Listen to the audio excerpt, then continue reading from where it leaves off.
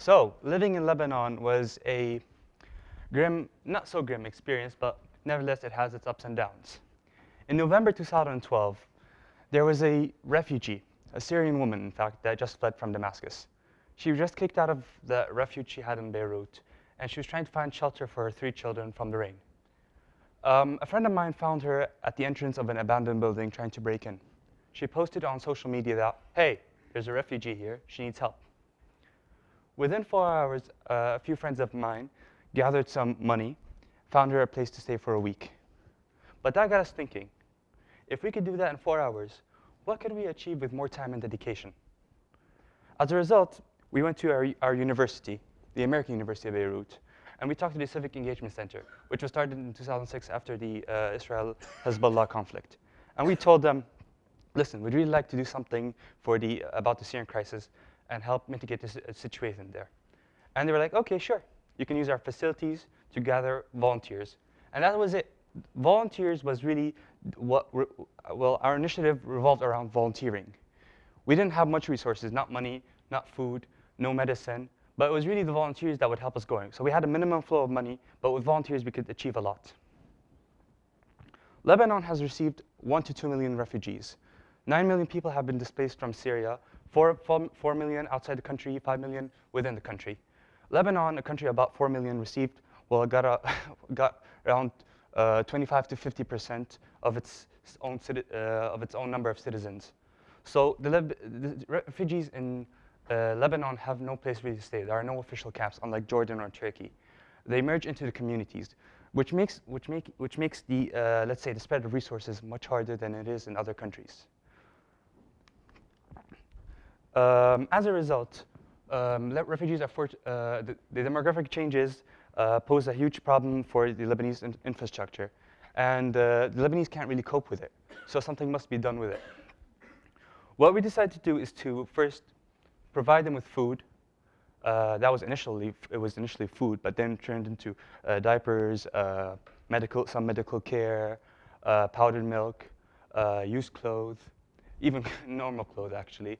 And in some cases, at the end, we started tutoring them so they can merge into Lebanese schools. The curriculum differences made it hard for Syrian students to study there.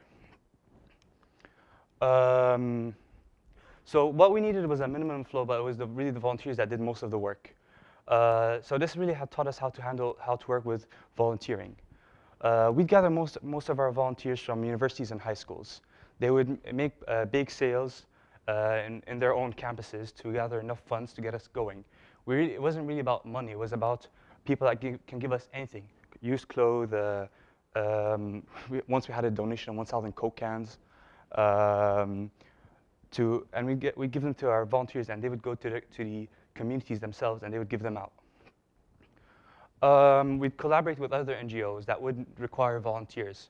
So, for example, we once worked with the Danish Red Cross, once with the Jesuit Refugee Services, because they got the resources, but they don't have the volunteers to do this. And there are so many eager volunteers within university and high school campuses that just want to help, but they don't know where to go.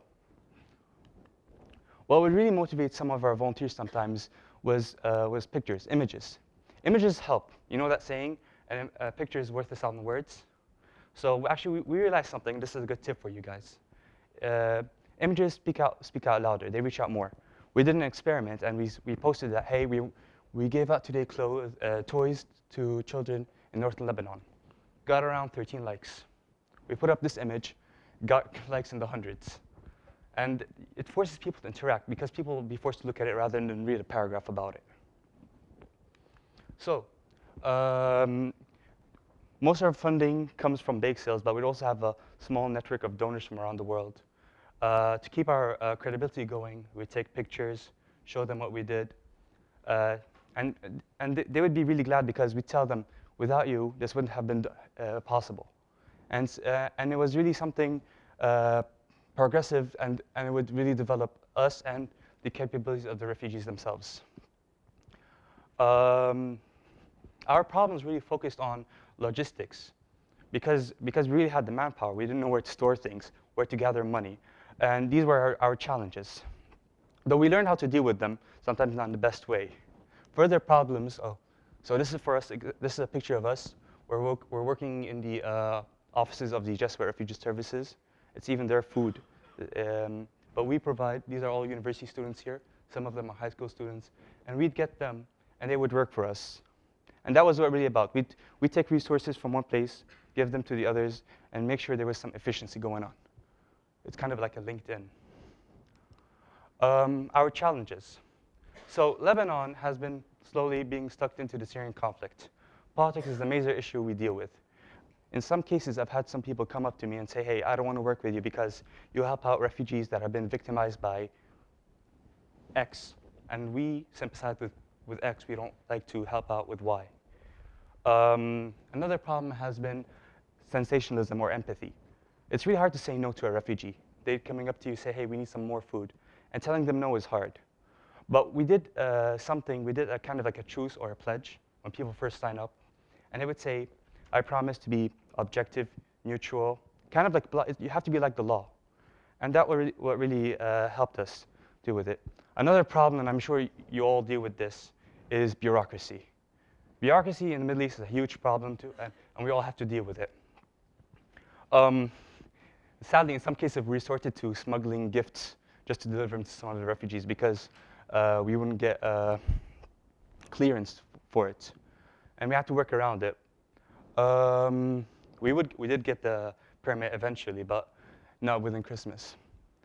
The best thing about the Hand in Hand was we started with 7 families in November 2012. By July 2013, we were helping out 350 families.